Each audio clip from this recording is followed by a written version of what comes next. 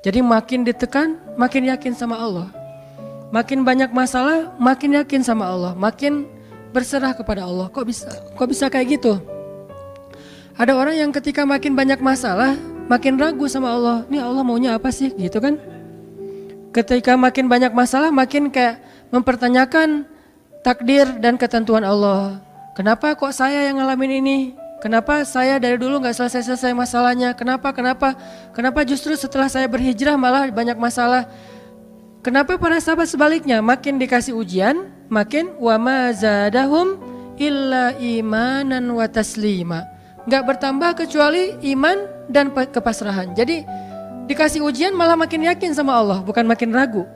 Misalnya dia ganti nih model transaksi dagangnya, bisnisnya. Yang tadi mungkin syubhat atau haram, sekarang dia pakai model transaksi bisnis yang halal aja deh, yang aman-aman aja. Gara-gara transaksi yang halal malah banyak masalah. Masih mending kalau masalahnya cuman berkurang income-nya. Ini malah ditipu orang lah, rugi segala macam. Mulai mempertanyakan, nih bener gak ya saya ngambil jalan yang syariat segala macam, kok malah makin susah nih kelihatannya. Kenapa kita ketika diuji malah jadi ragu sama Allah?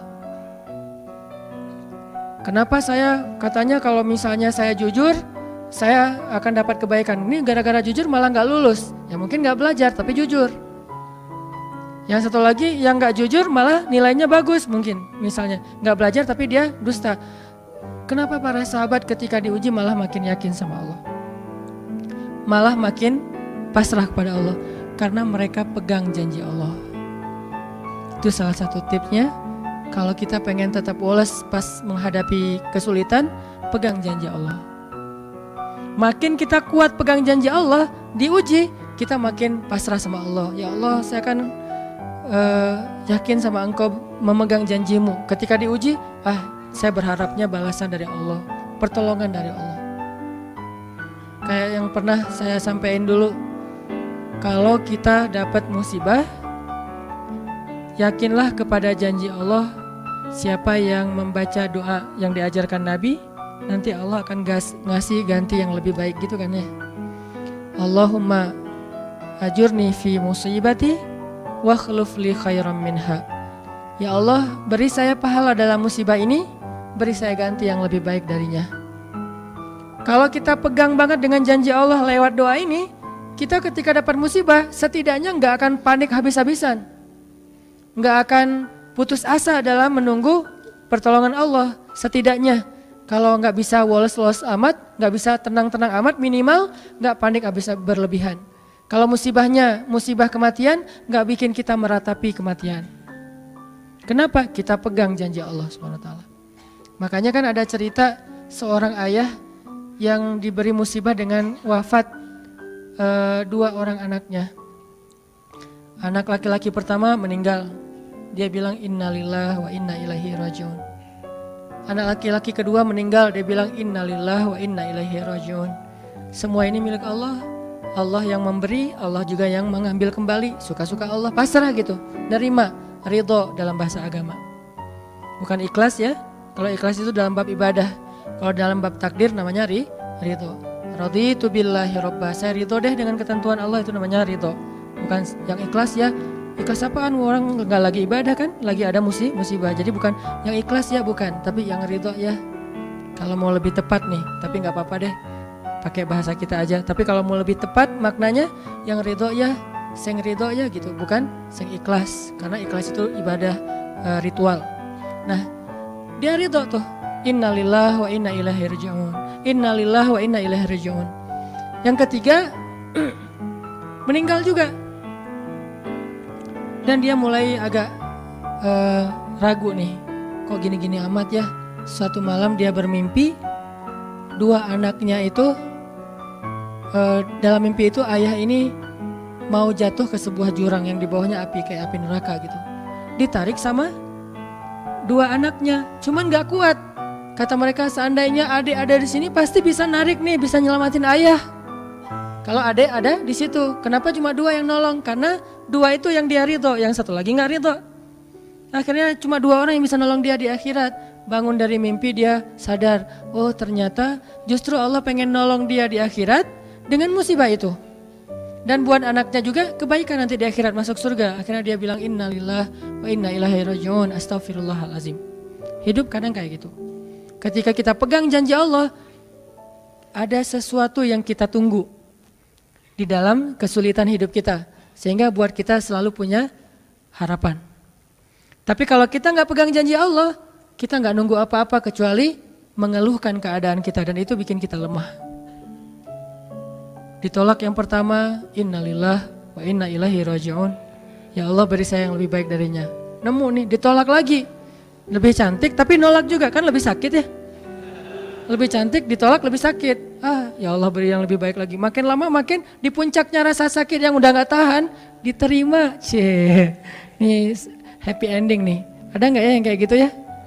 Kalau jarang ada berarti belum mempraktekkan jurus ini nih. Kalau pengen kayak gitu coba tes deh. Cuman kalau ngetes Allah tahu sih ya. Coba deh praktekin, bukan ngetes, praktekin. Nanti pasti kita akan ngelihat hasil yang luar biasa. Jadi pegang janji Allah. Saya kalau nggak selalu sih, kadang-kadang nih, terutama hal-hal yang masih mampu. Ada musibah kecil, langsung berpegangan pada janji Allah. Nah, ntar Allah ganti yang lebih baik. Tapi itu harus dengan bahasa hati ya, bukan dengan lisan doang nih. Wa khluf li khairam minha. Hati nggak percaya. Allah kan bermuamalah berakad dengan kita lewat hati itu teman-teman. Allah nggak berakad dengan kita lewat lisan doang. Makanya niat itu kan sesuatu yang terbersih di dalam hati. Walaupun dalam prakteknya ada mazhab yang mengucapkan, ada mazhab yang tidak mengucapkan. Yang jelas secara definisinya terbersih di dalam hati. Innamal a'malu binniyat. Terus Nabi menunjukkan dalam riwayat yang lain, Nabi menunjukkan ke dadanya atau hatinya. Artinya Allah berakad dengan kita itu dengan hati. Jadi kita kalau mau ditolong Allah, katakan kalimat itu dengan benar-benar yakin di hati kita. Wa khluf li khairam minha. Emang yakin saya Allah bisa ganti nih. Yakin.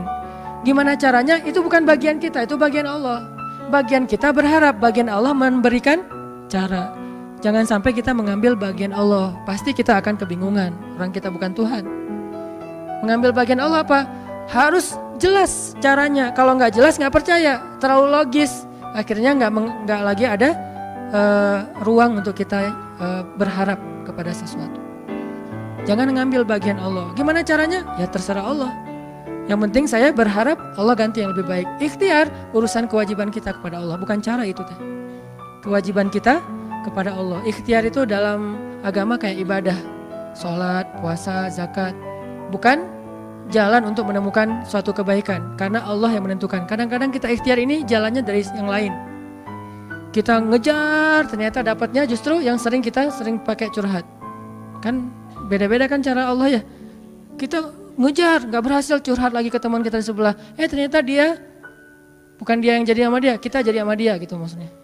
Ini artinya emang Allah yang punya cara, asbab, subul. Walladzina jahadu fina lanahdiyannahum subulana. Orang yang bersungguh-sungguh di jalan kami yang akan tunjukkan kepada cara-cara menuju kepada kebaikan. Subul bukan cuma satu. Kalau satu sabil, ini berarti Allah yang punya cara. Ya Allah, beri saya ganti yang lebih baik. Saya yakin banget nih. Kata teman kita, caranya gimana? Kayaknya mustahil deh. Allah punya cara. Allah bisa mendatangkan sesuatu dengan cara-cara yang kita mengerti, ilmiah, logis. Bisa yang dengan cara yang kita nggak ngerti, nggak ilmiah, nggak logis. Bisa juga dengan sebalik dari apa yang kita ngerti. Kita ngertinya gini, Allah bikin yang sebaliknya. Allah punya banyak cara. Contoh, Allah mendatangkan kita, melahirkan manusia itu dari pasangan ayah dan ibu. Ilmiah, logis, bisa dijelaskan secara keilmuan. Tapi Allah juga bisa mendatangkan seorang anak tanpa ayah seperti Isa dari rahimnya Siti Maryam yang suci. Atau bisa juga mendatangkan seekor onta bukan dari induknya tapi keluar dari batu seperti ontanya Nabi Solih. Allah bisa mendatangkan segala sesuatu dari cara-cara yang yahtasib au la yahtasib. Yang kita mengerti atau kita tidak mengerti. Makanya Allah mengatakan wa yarzuqhu min haitsu la yahtasib. Allah kasih rezeki dari jalan haitsu la yahtasib, yang gak pernah kalian duga. Berarti kalau masih keduga bukan itu jalannya. bisa sih kayaknya jalan ini, bukan itu. Bisa sih ini, bukan itu. Terus jalannya apa? Yakin, itulah jalannya. Allah yang akan mendatangkan dengan surprise. Kayaknya surprise itu lebih seru sih. Dan surprise Allah itu emang pasti. Kalau surprise teman kita pas kita ulang tahun, kenapa ya hari ini kok biasa-biasa aja ya, nggak ada yang ngucapin, nggak ada yang ngasih hadiah misalnya ya. Kita masih berharap, mungkin mereka pengen ngasih surprise. Nanti malam-malam tiba-tiba saya masuk ke rumah, saya buka pintu rumah saya, tiba-tiba orang udah ngumpul semua di dalam rumah, terus ngasih surprise happy birthday gitu, balon segala macam, gitu-gitu deh. Bisa. Tapi apakah itu terjadi? Belum tentu. Pas kita pulang ke rumah udah siap-siap gitu. Gua mah gak akan kaget lah, yang gitu-gitu pasti udah disiapin. Buka pintu, ngelihat ke dalam, jalan pelan-pelan, nyalain lampu, kosong, gak ada siapa-siapa. Manusia bisa gitu banget kan? Teman kita atau pasangan kita berpikir, pasti dia ingat lah, gak mungkin. Dia gak ingat hari jadian kita atau hari putus kita terus jadian lagi. Atau hari lahir lah minimal. Pasti dia ingat, tapi belum tentu dia bisa ngasih kita surprise seperti yang kita harapin. Kalaupun dia ngasih surprise, kadang-kadang kado atau hadiahnya itu nggak seperti yang kita harapin. Biasa-biasa aja ternyata. Mungkin dia lagi nipis keuangannya, nggak punya modal apa-apa, ya udah ngasih apa yang ada aja, pulpen, permen. Nah, Allah nggak gitu. Allah kalau ngasih surprise itu benar-benar ngasih dan buat kita benar-benar ngerasa beruntung. Kalau kita percaya, makanya berakatlah dengan Allah lewat hati. Hadza ma wa'adanallahu wa rasuluh wa shadaqallahu wa rasuluh. Benarlah Allah dan Rasul. Hasbiyallah atau apapun ucapan-ucapan belief, termasuk wa khluf li khairam minha, beri saya ganti yang lebih baik darinya. Tapi kita berakad itu dengan hati. Allah tunjukin tuh. Ini yang bisa bikin kita sedikit lebih tenang atau banyak bisa dapat ketenangan kalau kita dalam kondisi yang sulit. Kalau diuji dalam hal-hal yang kayaknya mentok gitu. Mau kemana lagi nih? Mau gimana lagi nih? Mau apa lagi nih? Kan gitu kan? Udah gak tahu lagi mau gimana, mau kemana, mau apa, mau siapa lagi nih? Kayaknya semua yang di list reunian udah ditembak satu-satu, gagal semua gitu kan. Mau siapa lagi nih? Teman kuliah udah, teman SMA udah, sampai teman SD juga udah. Masa nyari teman TK gitu kan ya? Nyari semua nolak, ke siapa lagi? Allah yang punya siapanya. Kadang-kadang siapanya Allah itu kita gak pernah ngeduga. Yang kita gak pernah mau ke situ karena berpikir gak mungkin deh kalau itu mah. Justru kita gak ngedatangin dia karena kita gak percaya mungkin. Tapi buat Allah apa sih yang gak mungkin? Julaibib dengan kondisi rakyat jelata banget ketemu seorang cewek yang selebgram banget, bisa aja tuh. Apalagi kita yang insya Allah nggak julaibib amat lah ya, masih kerenan dikit lah. Walaupun mungkin solehnya pasti jauh dengan julaibib, tapi secara fisik ya kita bukan budak, kita bukan orang yang seperti digambarkan di dalam hadis gimana fisiknya julaibib sangat pas-pasan. Walaupun tingkat kesolehannya jauh, pasti sahabat itu tidak tergantikan, tidak tertandingi. Oke, itu satu kasus di Al-Quran gimana Wallace dengan modal pegang janji Allah. Berakad kepada Allah dengan hati. Ini kata kuncinya, berakad kepada Allah dengan hati. Dan Allah pasti la yukhliful mi'ad, gak akan ingkar janji, gak akan kalau dengan hati. Masalahnya tingkat hati juga darajat. Lahum darajatun 'inda rabbihim. Orang yang beriman itu bertingkat-tingkat. Ada yang imannya itu benar-benar luar biasa, sampai hal yang paling mustahil buat dia tuh nggak ada yang mustahil buat Allah. Ada yang berimannya yang berat-berat mah dia masih agak-agak ragu, yang ringan-ringan dia masih yakin. Berarti aku tergantung prasangka hambaku kepadaku.